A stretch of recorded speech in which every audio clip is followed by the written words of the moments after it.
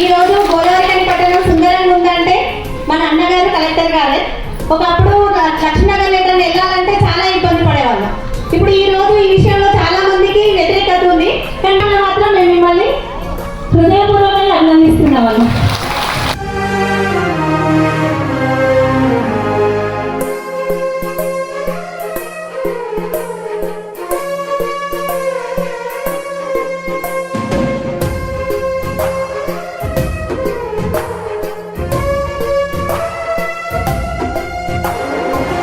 మా ఎమ్మెల్యే మంచి పని చేస్తుండో గొప్పగా పనిచేస్తుందని చెప్పి ఈ మురికినైతే ఎట్లా స్టార్ట్ చేస్తుందో మన మీద మురికి చల్లేటువంటి కొంతమంది ఉన్నారు కదా, తప్పకుండా 100% వస్తుందనే మాట మీకు చెప్తున్నా.